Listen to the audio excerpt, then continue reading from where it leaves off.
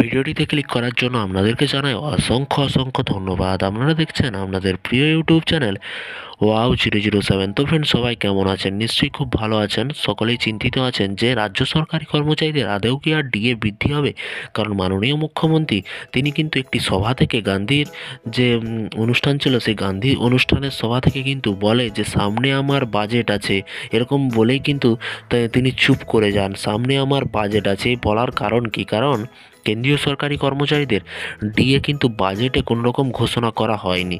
বাজেটের সরকারি কর্মচারীদের ডিএ নিয়ে, কেন্দ্র সরকারি কর্মচারীদের ডিএ নিয়ে ঘোষণা করেনি। সেই উল্টা মুখ হতে চলেছে মাননীয় মুখ্যমন্ত্রী। সেই সুযোগ নিয়ে মাননীয় মুখ্যমন্ত্রী, আশা করা যাচ্ছে যে মাননীয় মুখ্যমন্ত্রী কেন্দ্র সরকারকে চ্যালেঞ্জ করে কিন্তু এই বাজেটে 8 তারিখ যে বাজেট আছে রাজ্য সরকারি কর্মচারীদের, সেই বাজেটে কিন্তু ডিএ কিছুটা হলেও ঘোষণা করতে পারে, বা 35%, টোটাল 35% ডিএ এরকমটা কিন্তু ঘোষণা করতে পারে বলে জানা যাচ্ছে। সেই টাকা আদায় করার জন্য ধর্ণা মঞ্চে ধর্ণা দিচ্ছে মাননীয় মুখ্যমন্ত্রী। বকেয়া কেন্দ্রের কাছ থেকে যে রাজ্যের বকেয়া পায়, সেই বকেয়া আদায় করে মাননীয় মুখ্যমন্ত্রী ডিএ কিছুটা দিতে চলেছে, এরকমটা কিন্তু শোনা যাচ্ছে। কি বলা হয়েছে চলুন দেখে নেওয়া যাক। কেন্দ্র সরকারি কর্মচারীদের কতটা ডিএ বৃদ্ধি হলো, আর রাজ্য সরকারি কি বলা হয়েছে। ডিএ 4% বৃদ্ধি, দেখুন এখানে ক্লিয়ার করে বলা হয়েছে ডিএ 4% বৃদ্ধি। কাদের ডিএ বৃদ্ধি?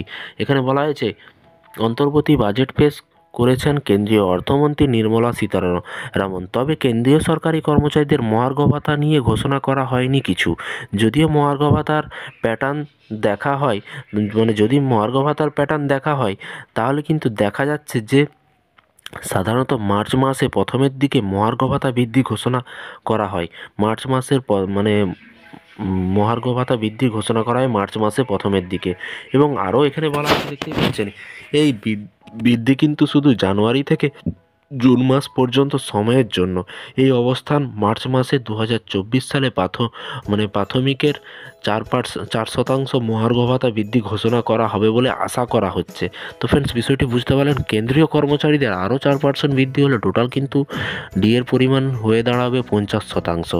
তো যখনই নতুন আপডেট আসবে অবশ্যই আপনাদেরকে জানানো হবে। এই ছিল আজকে একটি ছোট্ট আপডেট। এই ধরনের সরকারি কর্মচারীদের এবং বিভিন্ন রকম আর্টিকেলে যখনই নিউজ প্রকাশিত হয় আপনাদেরকে ভিডিওর মাধ্যমে জানানো হয়। তাই চ্যানেলটিকে সাবস্ক্রাইব করে পাশে থাকা বেল আইকনটিতে প্রেস করে রাখতে ভুলবেন না।